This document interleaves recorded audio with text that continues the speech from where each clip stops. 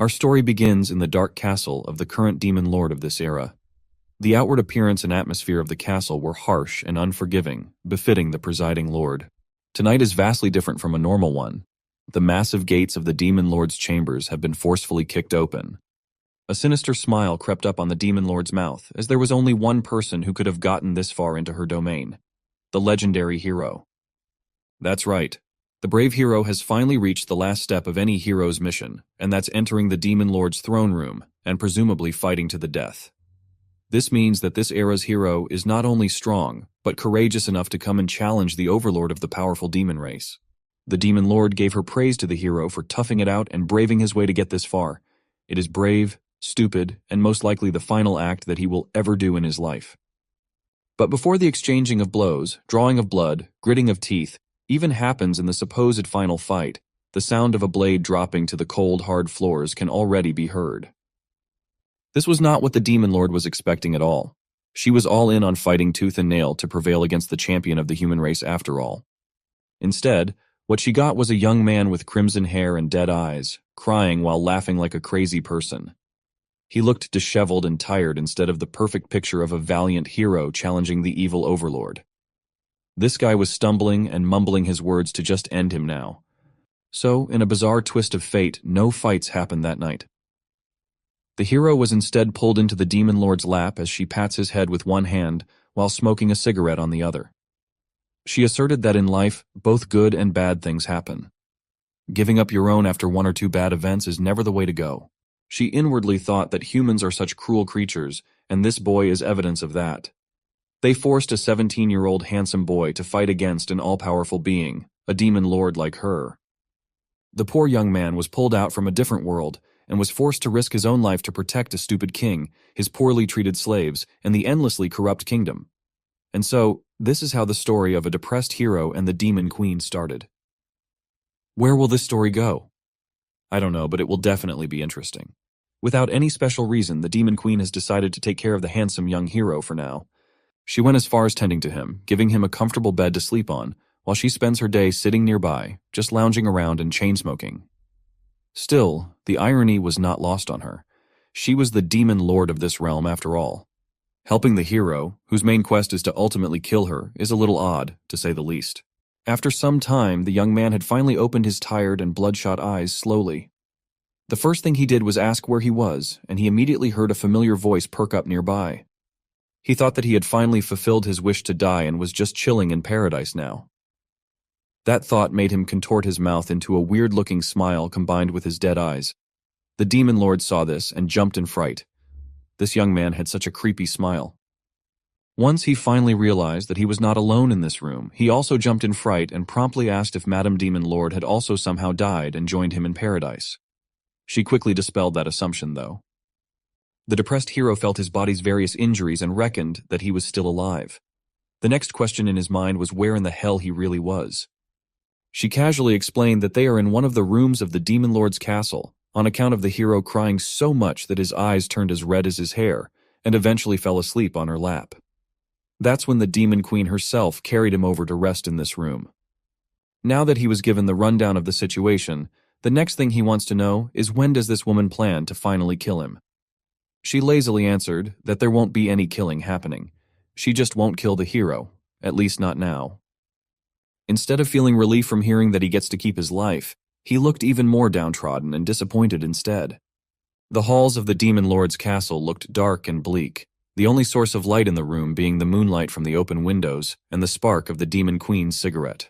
As she walked through her domain, she couldn't help but ponder just what in the world was wrong with this hero. Also, he's been here for quite some time now, and she doesn't even know his name. Thinking about him constantly got her blushing just a little bit. That guy was weird, or maybe she got it all wrong. And she was the one being weird in this scenario. She was running errands all around the castle when she was halted by the sight of a bright light coming from the front. On the massive balcony on one side of the castle stood the young man that she rescued.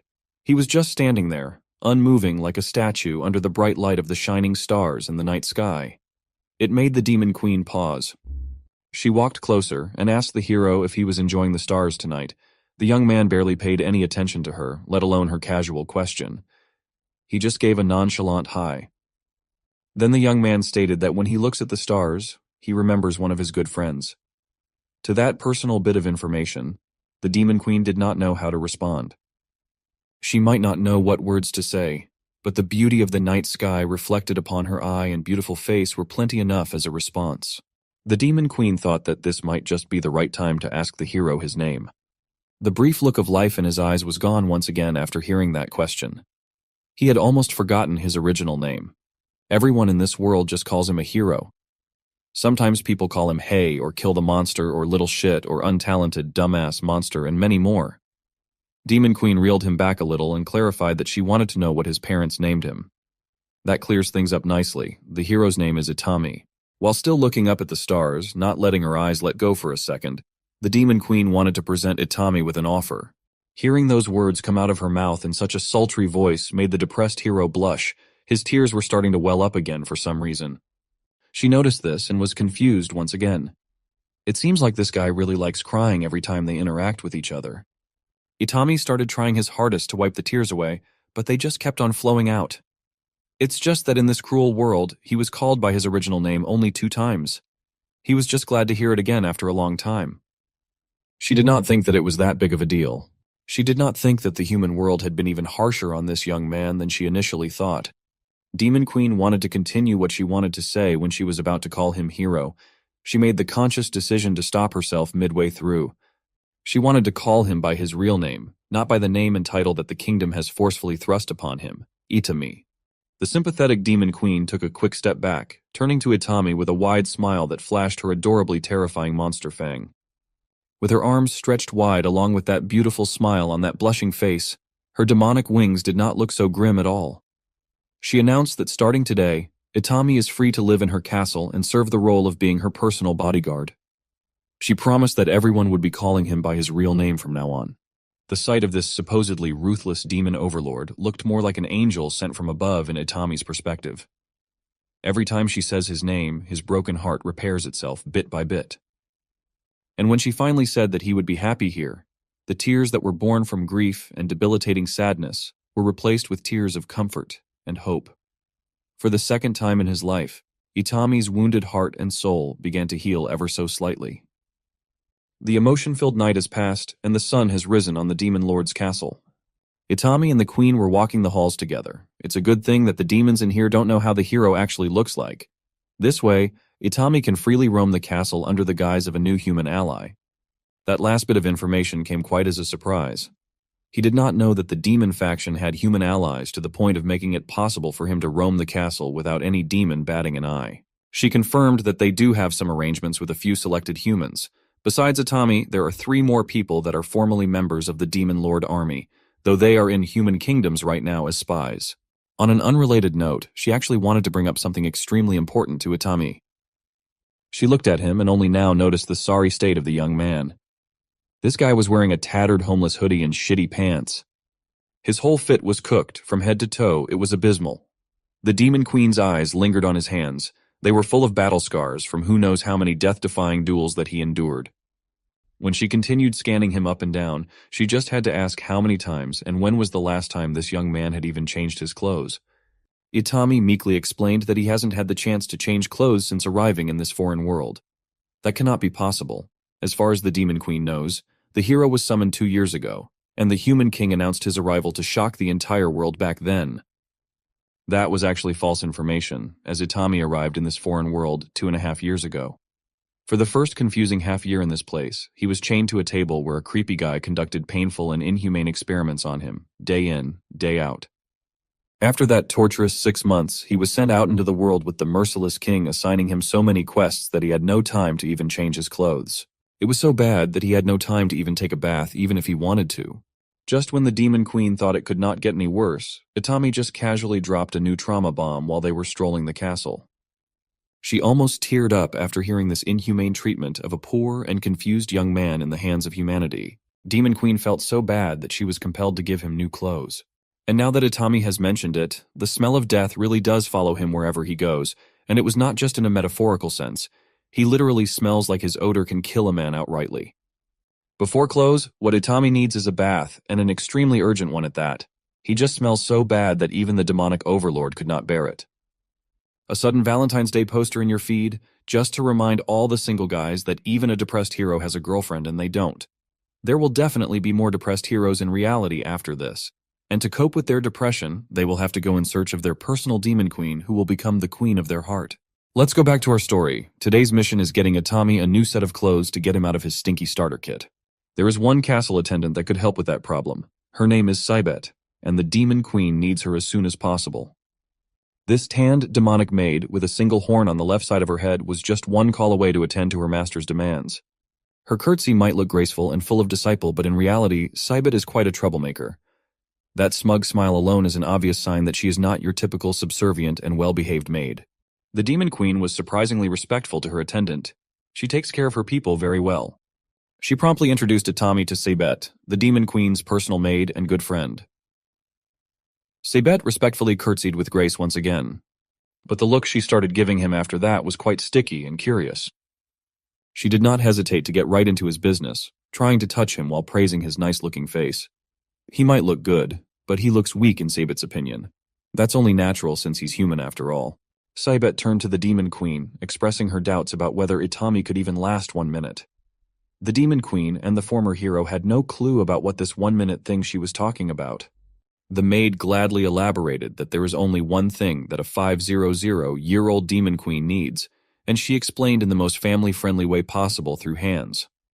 It's about time for their queen to do the deed after all. If she was not being straightforward enough, Cybet just outrightly blurted out that the queen should finally lose her virginity, or be one forever. And if the demon queen does not hurry, Cybet might just go ahead and steal this new boy from her master outrightly, jump his bones and all that, as they say. The demon queen had to hurry up and grab Itami to cover his ears while she instantly gave Cybet a salary cut for being so inappropriate. That stunt earned her minus 1,000 gold coins. Based on her grim reaction, it seems like this was quite a regular occurrence for the unruly succubus maid. And something tells me that it is more or less for the same reason every time. She was reminded of the anecdote that a boss who cuts your salary to minus 1,000 is like a dragon who sheds its scales. It reveals its true form. It's time to go back to the original business of why they even called Cybet in the first place. New clothes for Itami. In this massive castle, they don't really have new clothes that will fit the frame of an average human, but what they have are the Demon Queen's brother's wardrobe. Maybe one of those outfits will fit the young man. Cybet was quite reliable when it comes to these things. She really thinks things through when it comes to what's best for the queen and the castle. But still, her succubus brain gets in the way from time to time. The exact moment when that happens was pretty easy to spot. It's when a bright blush appears on her tanned skin. Of course, the Demon Queen can easily read what this unruly maid was thinking in just a single look for a fraction of a second, and she won't hesitate to screw her head back in with a punch when Cybet starts thinking of lewd stuff. Today's clothing mission has led them to the castle's storage room where some of the Queen's brother's clothes are quietly put away. There are mountains upon mountains of garments of many different kinds in this massive room. The three of them had to split up in hopes of finding something that will fit Itami. What's surprising is that these heaps of clothing belong to just one person. He must be quite a fashionista. Thinking about it pissed off the Demon Queen out of nowhere. Right now, her brother's girlfriend likes dressing him up like a doll. That was why his original wardrobe has been thrown to fill up this storage room. Itami was quite worried that the brother would mind if they took his clothes without permission. But the queen was quite certain that it would be okay. That brother of hers never wore these clothes anyways. He just likes to wear that one black coat that she gave him some time ago. Upon quite a decent chunk of time looking through the mountains of fabrics, Cybet finally found something that caught her eyes and could fit Itami. The queen then turned to the former hero and nonchalantly ordered him to undress so they could see how well it would fit. Itami was quite prone to giving in to pressure, so he immediately started undressing in front of the two ladies, slowly exposing his toned body. The two women seeing this felt like lightning just struck them both. The Demon Queen even paused her chain-smoking for a while in shock. Itami cluelessly looked at both of them and asked why they were looking at him weirdly, as if his ripped body riddled with scars everywhere was not weird at all. Demons, no matter how brazen they might be, consider it rude to ask about scars. It's a cultural thing, but they both really wanted to ask Itami about his abnormal number of marks. Finally, after looking like a homeless bum for 2.5 years, the former hero looked at least decent now. He might not look like a valiant hero, but he looks nice.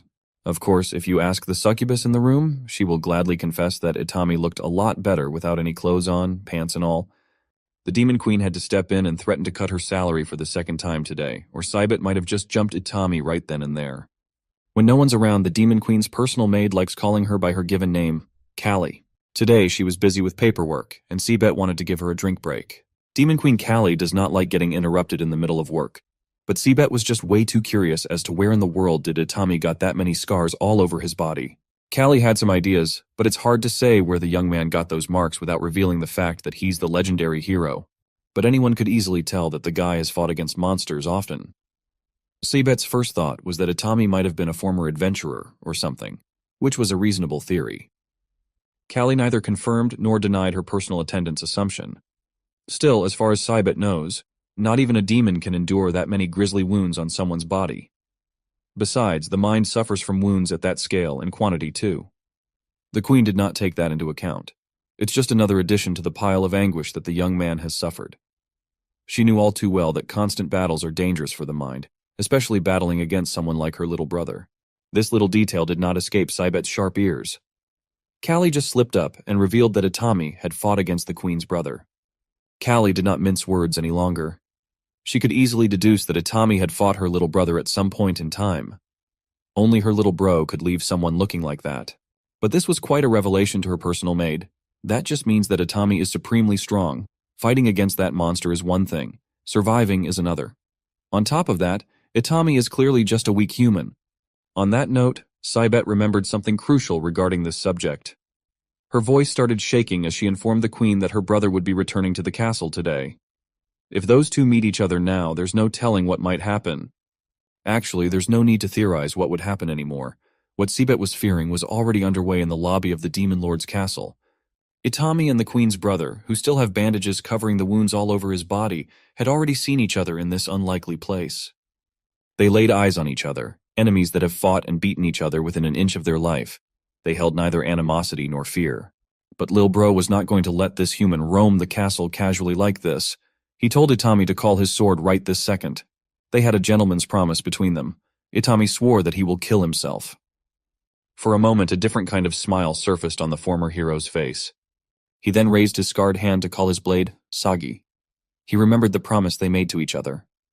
The legendary blade, Sagi, came bolting through the halls of the castle with incredible speeds, eventually finding its rightful place in Itami's hand. It's about time they fulfilled that promise between the two of them, whatever that may be. It was nearing dusk, and the two men went outside of the Demon Lord's castle to settle their differences. The way they would do it was as straightforward as it came. Itami was obviously nervous as he stumbled over his words. He started the countdown, priming his hands forward as he counted from 3. The Queen's brother looked him directly in the eye, seemingly sizing up the former hero as he counted down to 2. Dark circles were apparent around Itami's eyes, but there was a new luster of life in them compared to when he first barged into the Demon Queen's throne room. He counted down to 1. He began the fight by ordering his legendary sword, Sagi, to jump right into the fray.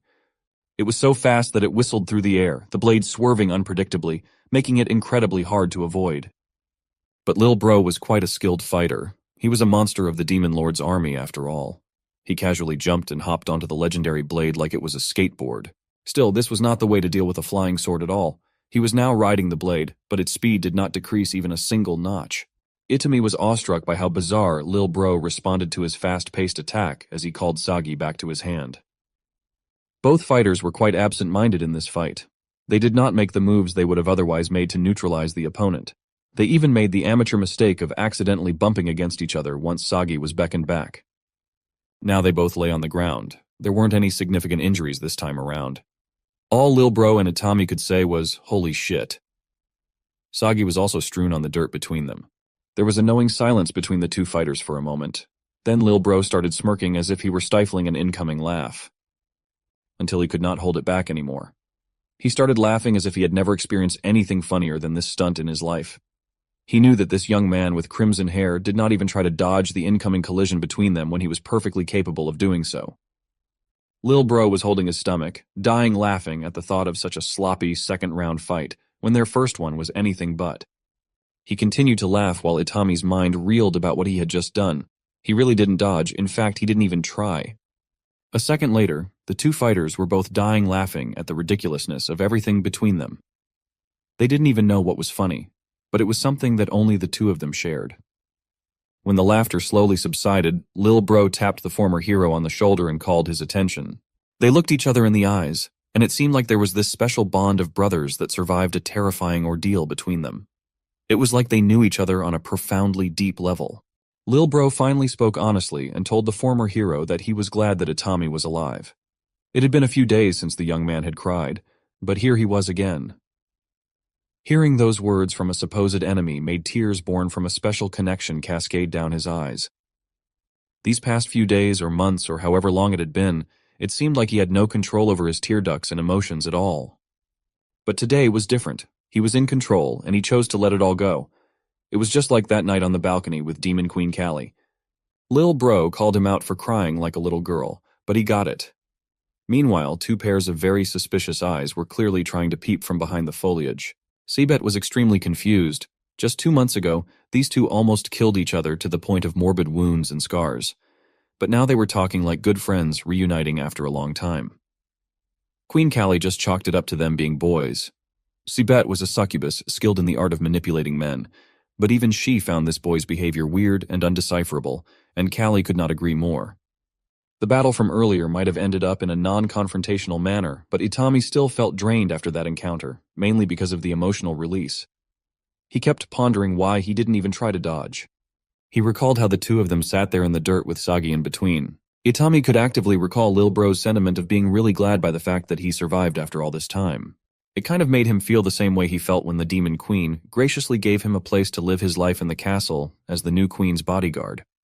Her promise that everyone would call him by his real name from now on. In this room, he had only Sagi to talk to. He thought that he didn't deserve this light feeling that he was experiencing right this second. That might be the case, but he wanted to try. He wanted to at least try to live again among these demons that treated him so much better than the kingdom of humanity. If he really wanted to go this route, the next thing he needed to figure out was how to even start. At this juncture, he sat up as he was reminded of what his mother once said to him back in the day. A live person is a happy person. It was a pretty simple thought, but it could not be any more difficult to figure out for someone like Itami and his mountains of trauma and baggage. He knew that he was alive, so that was pretty much solved, but the trickier part to fathom was how in the world he could be happy despite everything he experienced.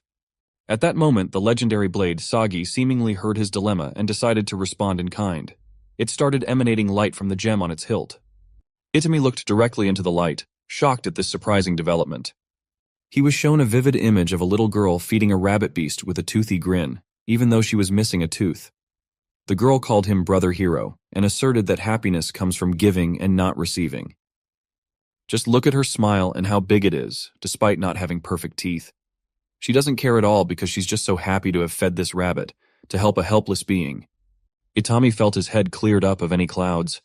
The answer was right there all along. Sagi just needed to guide and push him to it a little bit. The first step he wanted to do was to get out there into the world and do good for both his and others' sake.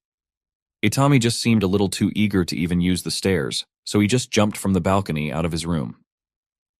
Hero diving into the ground and asking one of the maids if she needs any help for anything. The maid was just doing her chores, singing without a care in the world, so she was shocked to hear and see the queen's bodyguard appearing out of nowhere. Seibet was just doing her usual rounds around the castle, and she saw this exact scene. Out in the courtyard, Itami was actually interacting with other people instead of gloomily isolating himself inside his room like usual. It was certainly a bizarre and new sight. She quietly watched from a distance as the young man bashfully helps the maid with her chores. The green-haired maid was very into it. She was practically swooning as fireworks exploded in her heart and head. While Seabet was watching from afar, the first thing she thought about was Demon Queen Callie, and how her boy almost got stolen right under her nose. As if the exchanging of words and intimate glances were not enough, the two had already graduated to gradual physical touch in no time. Another day, another new shenanigan in the peaceful Demon Lord's castle. Demon Queen Callie didn't even know what she was looking at in this situation. She just asked her personal maid, Seabet, if this thing was really necessary. With a grim expression on her face, the succubus resolutely answered that this was a matter that needed to be addressed as soon as possible. She even went as far as essentially abducting poor Itami, securely tying him to a chair and gagging him with tape. This whole stunt looked utterly ridiculous to the queen. Seabet just wanted her boss to wake up to the fact that her boy almost got stolen by another girl, another maid in the castle. Callie didn't even know what this succubus was talking about, nor did she care too much. The maid felt sorry for her master. Sure, she was the great demon queen adored by her people and feared by the enemy, but she was such a foolish woman. To this, Callie threatened to cut the maid's salary in half, but this type of intimidation tactic would not work anymore. It had gotten to the point that she could not cut what didn't exist anymore.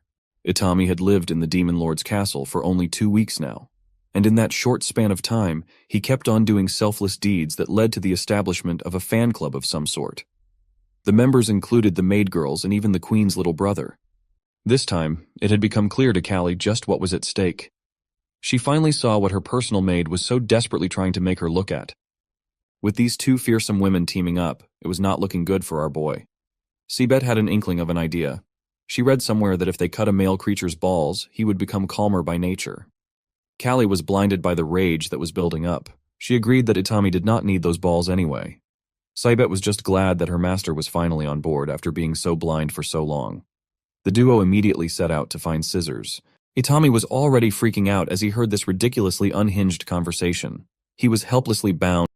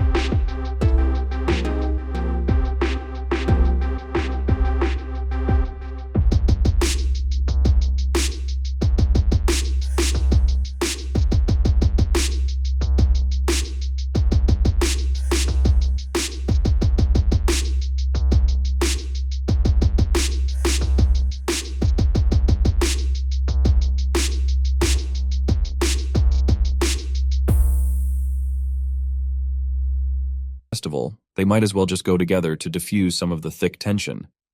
Now she wasn't the only one blushing. Itami was getting red up to his ears too. It seemed like the plan was locked in. But first, they needed to give that firework recipe that Itami was holding so tightly to the demon firework master. This whole interaction was, of course, under the scrutiny of three very familiar figures hiding inside a potted plant.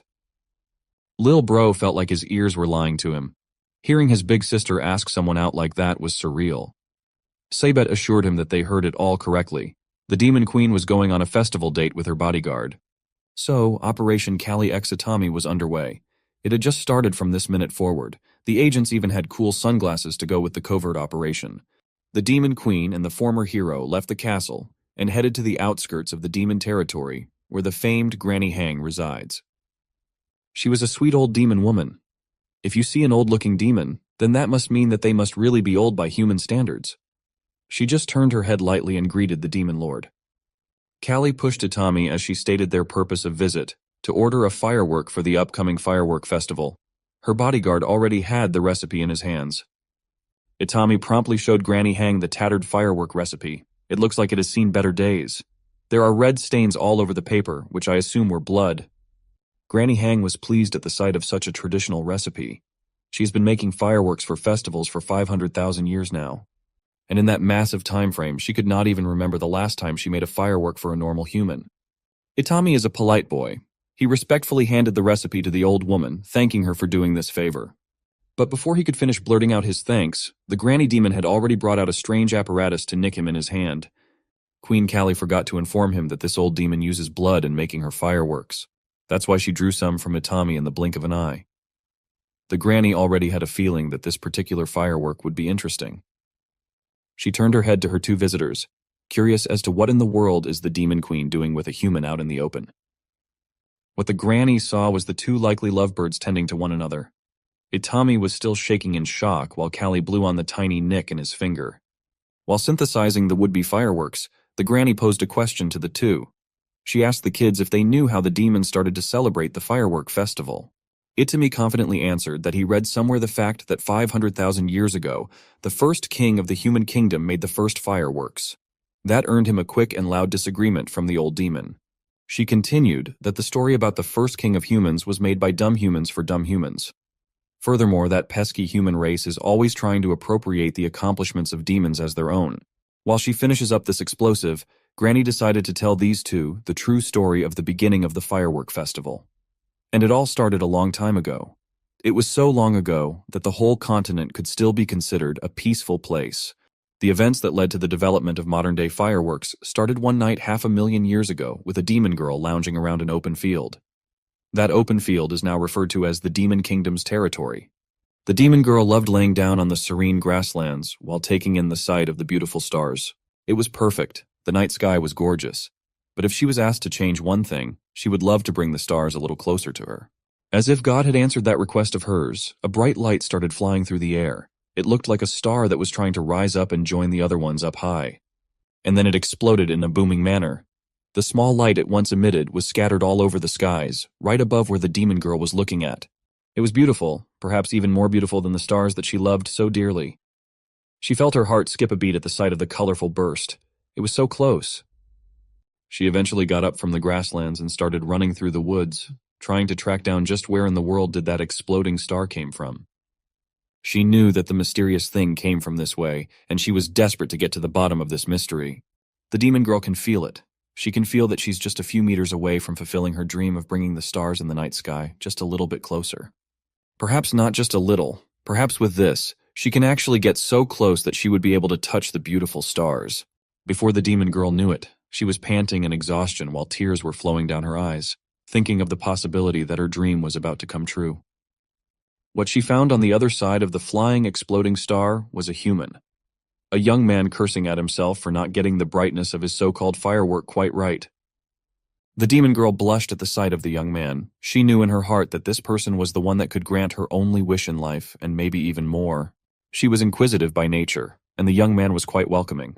The demon girl had never seen something quite like this bright thing called fireworks. It sounded pretty cool to her. She wanted to see him make one of these things again.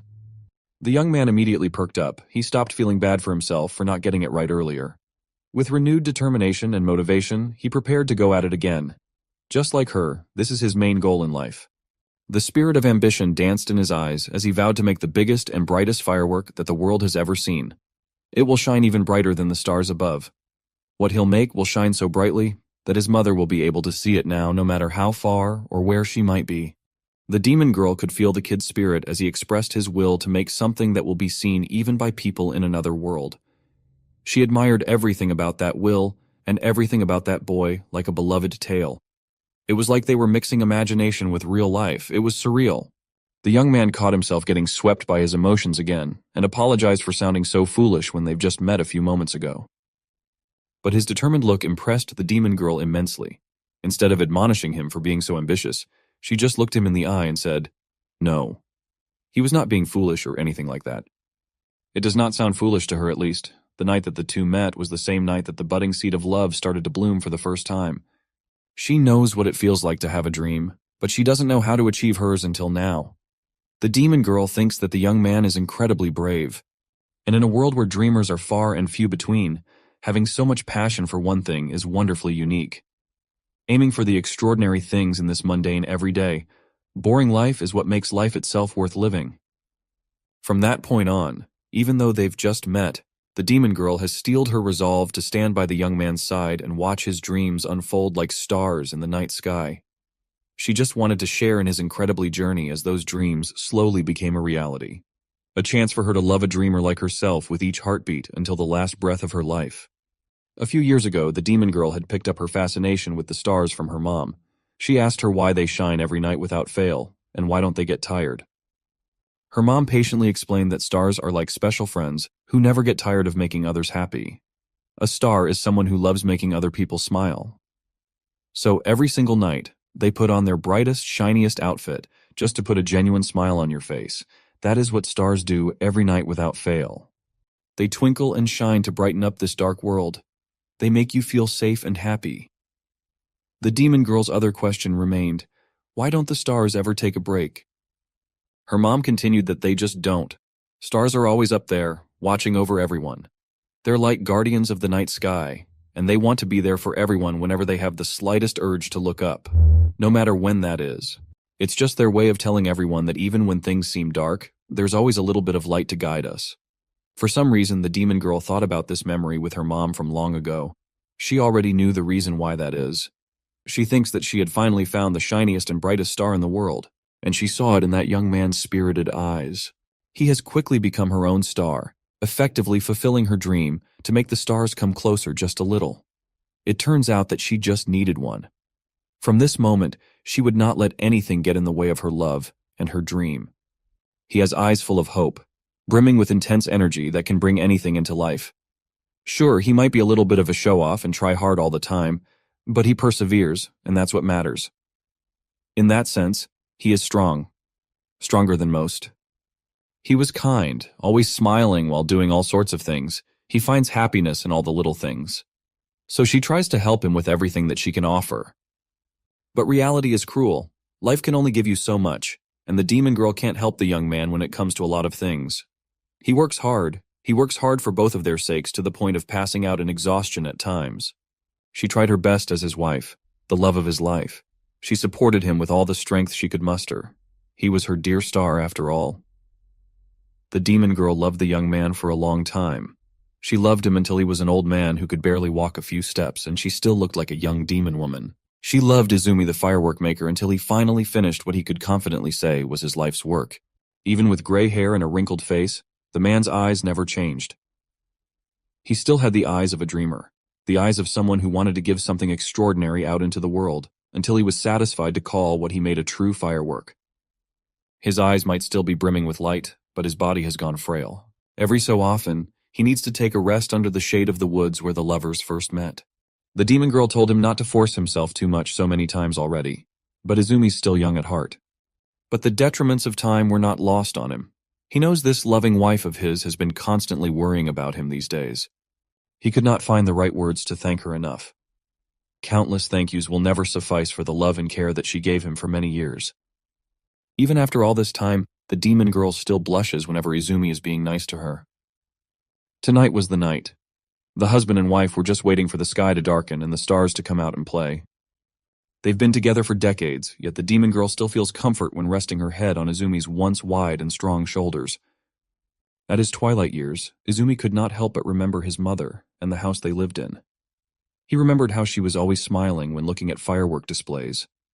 He was certain that his mother's smile was brighter than any other firework in the whole world. But the nagging question in the poor young man's heart was when his mother would ever look at him like she used to look at those fireworks. For a long time, fireworks did not make Izumi smile. They made him weep in sorrow instead. Fireworks symbolized the uncertainty of his life. They reminded him of the cruel hands of fate, the cruel hands of the adults around him when he was little. Instead of being swallowed by the shadow of grief, he set out with the mission to make the brightest firework the world has ever seen. If he does that, maybe things will turn out differently. Maybe the scars of his past won't hurt so much anymore. And maybe, just maybe, for the first time in his life, Izumi's mother would look at him like how she looked at fireworks. The young man went on a mission to please his scumbag of a mother and reached the end point with something so much better. In his desperate attempt to make the brightest thing in the world, Izumi found the most radiant woman in his eyes. The moment when he finally saw the fruits of his decades-long labor was shared with the woman he loves.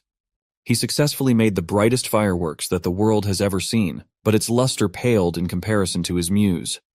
As Izumi's heartbeat slowly fell out of sync, as the inevitable father time finally started catching up to him, he did not even look at the skies to see his masterpiece. He just looked at his wife's beautiful smile. He trembles as breath becomes ragged and his heart loses its rhythm. The last thing that Izumi the dreamer saw was the most beautiful thing in the world. Brighter than any firework he could make, brighter than any stars in the sky, his wife's genuine smile. Her eyes are full of love and devotion, her mouth that never stops speaking encouraging words. Izumi had a tough start in life, and he ended it with a beautiful explosion. The demon girl got close to the only star that mattered, but time and life cruelly took him too soon. When the fireworks died down, she was left with the cold, dark night.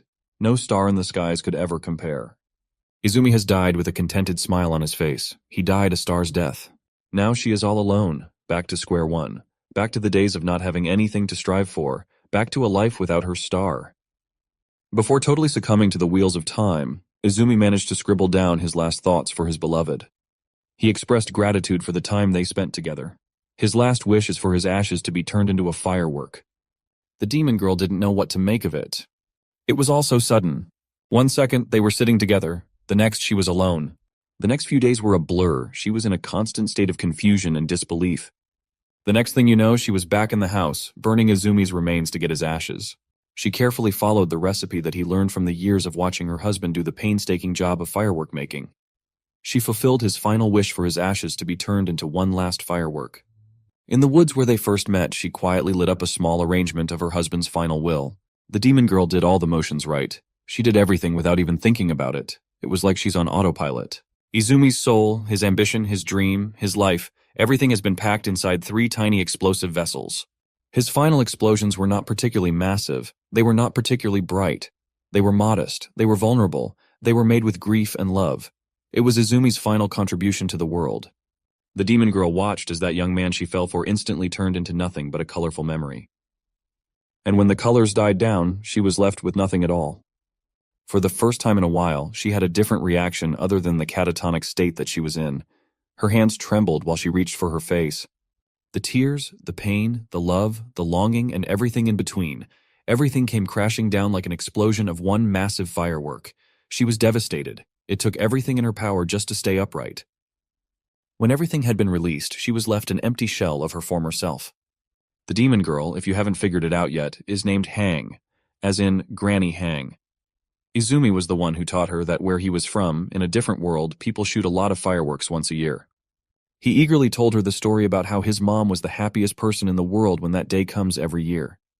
And when his mom was happy, Izumi was happy too. Izumi had long since connected his love of fireworks to his mom. It sounds stupid, but that was the only thing pushing him forward back then. Hang remembered Izumi saying that thanks to fireworks, he can still remember his mom's face. And maybe through fireworks, Hang will be able to do the same to him. Back to the present, thousands of years later, Granny Hang has concluded her story of how this day helps demons to not forget the faces of those they loved a long time ago. No matter how much time passes since a special person has perished, the fireworks that you both looked at will never let you forget their face. Any important person who you lost a long time ago will be alive in that brief moment of beautiful explosion. That is why firework recipes like the one that Itami carries are made. The bright light of the firework made from his blood, and this recipe will bring the person back to life for a moment. Just a little moment while the firework's fire colors the sky with its hue. Just as the story concluded, Granny Hang handed the former hero the firework that he wanted to make with that tattered recipe. With this thing, he'll finally be able to see his teacher again. That woman was crass.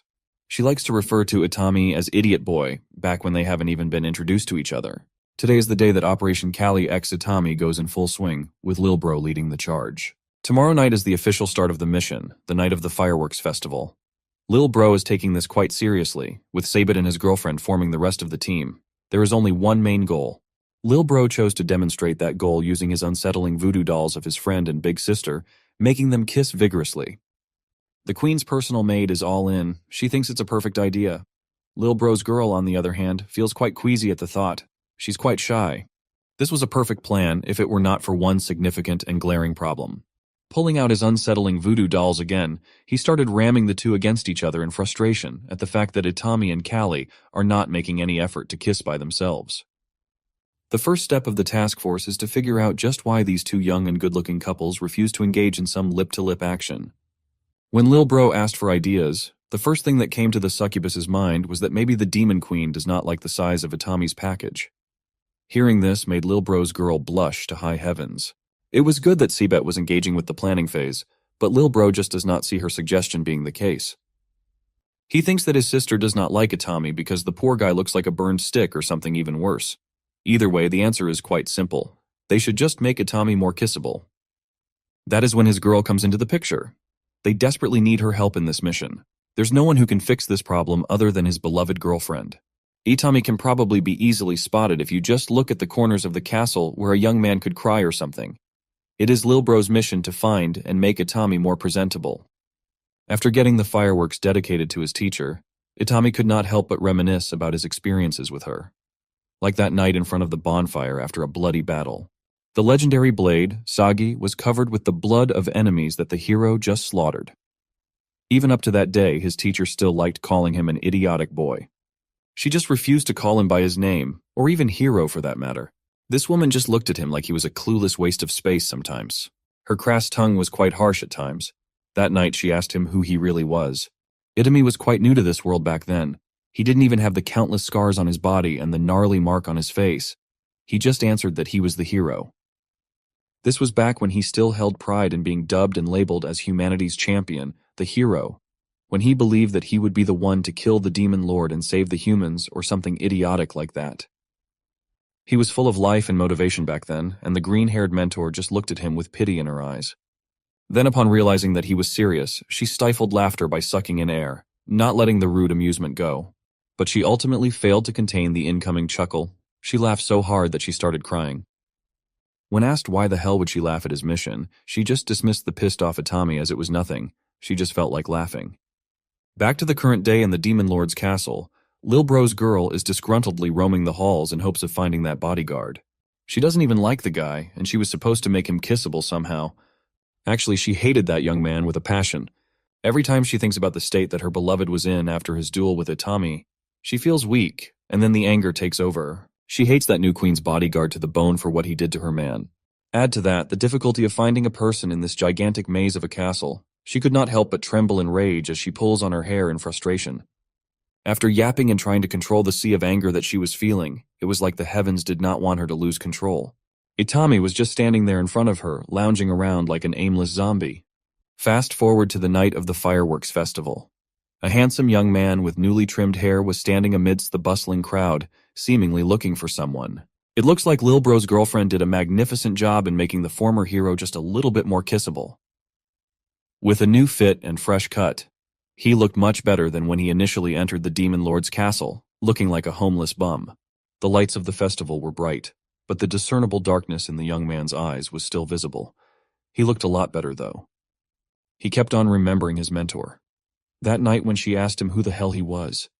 His reverie was broken when a sultry voice broke through the murmurs of the crowd, calling on to him, calling his name. He turned around, still not used to the fact that the demons around him were kind enough to use his actual name. As soon as he laid eyes on the owner of the sultry voice, he felt his eyes dilate and his cheeks become a little warmer with blush. Demon Queen Kali was out of her usual combat armor attire, substituting it with a traditional festival robe. It was the first time that he saw her in a different outfit.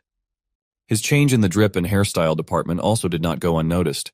The Demon Queen was surprised. Itami nonchalantly replied that he did get a cut. He has her lil bro's girlfriend to thank for this one.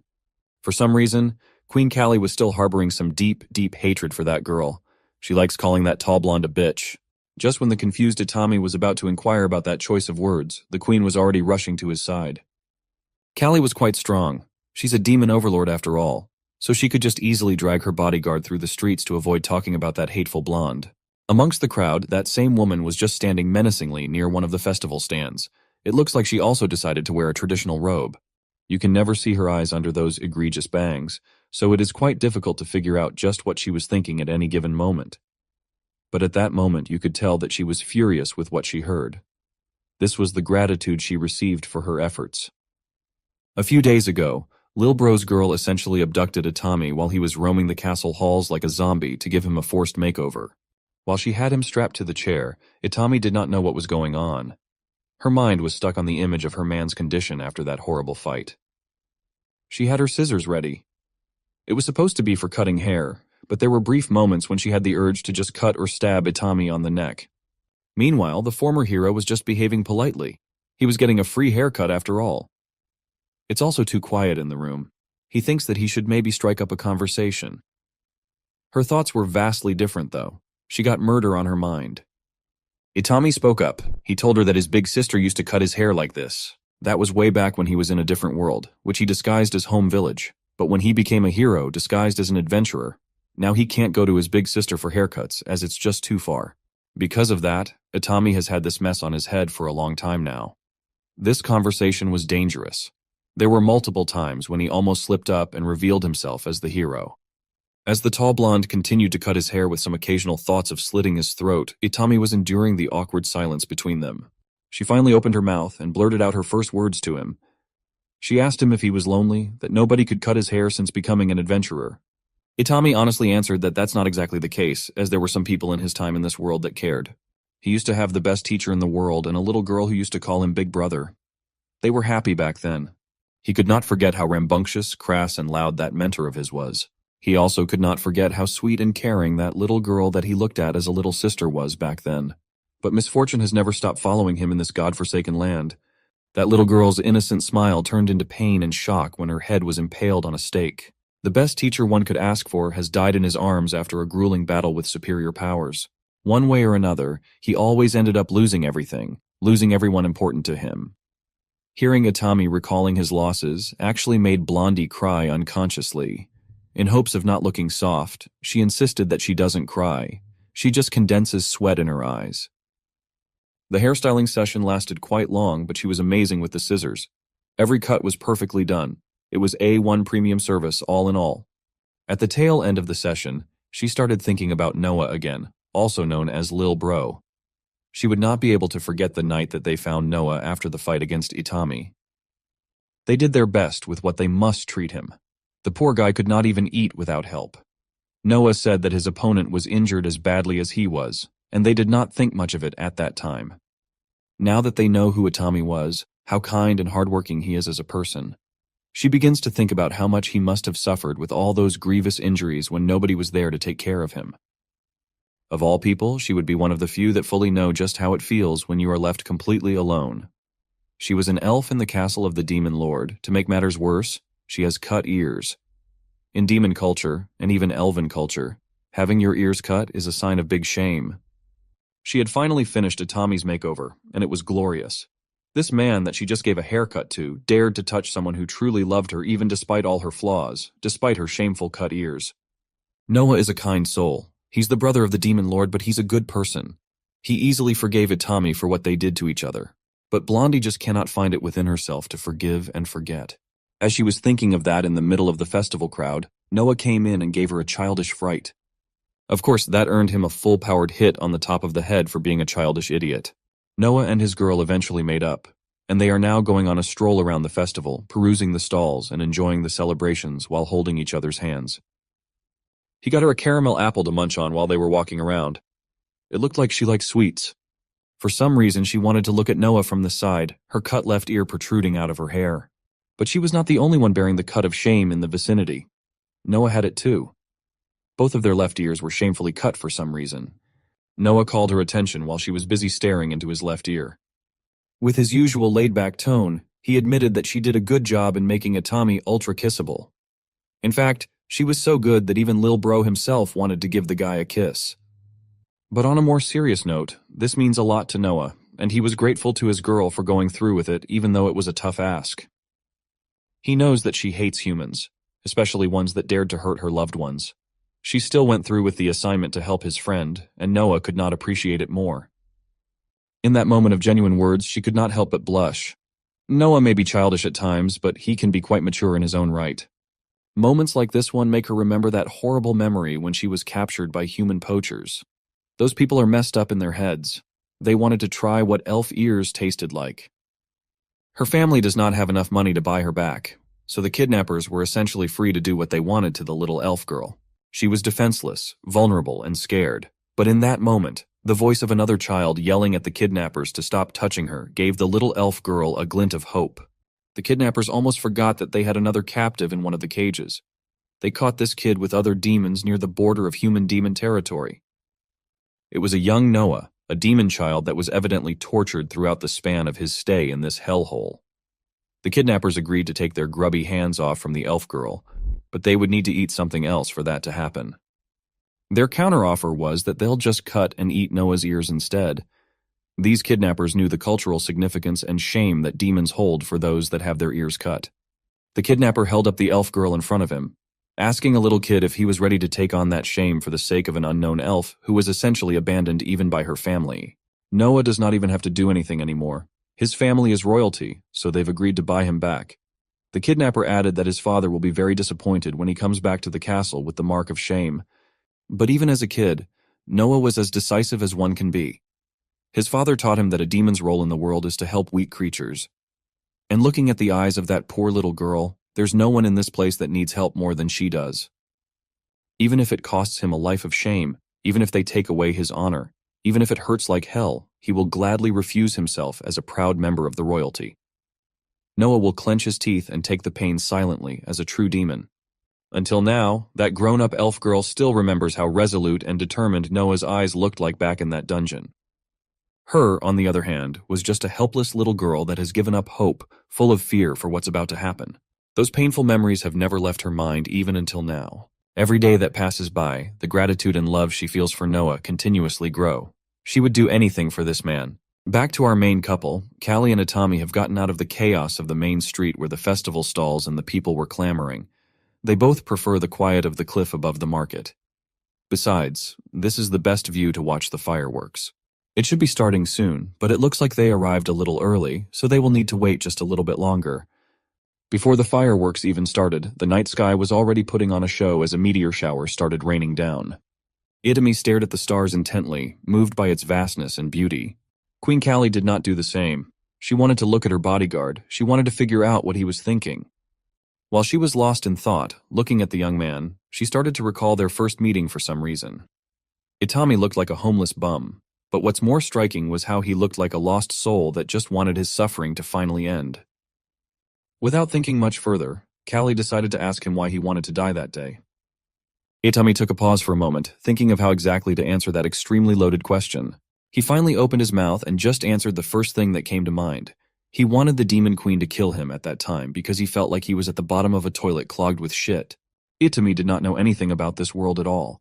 Because of that fact, he just chose to trust those that had summoned him here, the people that tore him away from his home world.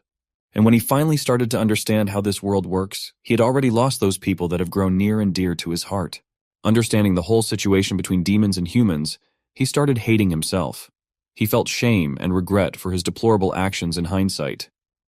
Whenever he has to see his reflection in mirrors or in water, he's immediately hit with the urge to vomit. For someone deemed as the savior of humanity, the supposed hero of the story, his feelings for the whole thing were anything but heroic. To that, the Demon Queen just posed a very simple question. She asked if Itami understands that it's not necessary for him to be the hero of the story. As if he was just hit with a ton of bricks, his worldview started collapsing when Callie continued to ask him if he even wanted to be the hero in the first place. He has never heard of that question in the limited time that he has been trapped in this foreign world. What does it even mean to be a hero? Itami started spiraling until he eventually found himself recalling his time in the big city, in his home world with his sister constantly calling him her hero. but in an entirely different way of being one in the new world. She calls him a hero whenever he saves her tummy with his amazing cooking. He always insists that she should not thank him for things like this, as she has been working 2 jobs just so they could survive. This much is nothing compared to what she has been constantly doing for him their entire lives.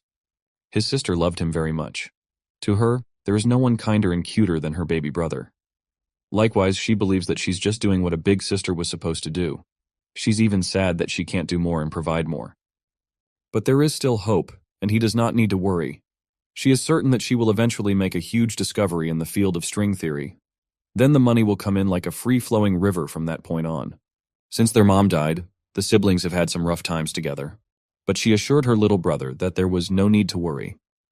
His reliable big sister will eventually take care of everything and they will be able to live a life of comfort. It was at this very moment that the event that drastically changed the course of the siblings' life took place. The whole tiny apartment was filled with bright green light. And Itami was the source of this anomaly. Bit by bit, his body was consumed by this mysterious green light, seemingly consuming him from head to toe. The last thing he did before being transported to another world was call out to his sister with fear plastered all over his face, confusion in his eyes. The view of the apartment and his reliable big sister was slowly replaced by the view of a massive room that almost looked like a cathedral. Then came the grating, pompous voice of the man that made his life hell for the past 2.5 years. The man called him the name that would stick and make him sick to the stomach whenever he hears it. Hero? A foolish king with all the wealth, prestige, and authority in the kingdom. The man that would kill his will to live has summoned him to have the so-called honor to save the kingdom. Looking back, one of the first things that the king had ordered him to do was be grateful that his life had meaning now. That alone should have been a massive red flag. He did not ask for this. He did not know where he was, who this arrogant prick was, and what the hell happened to his sister. That's how he ended up in this magical world, and the rest of the story of our depressed hero will be coming soon. Don't miss it.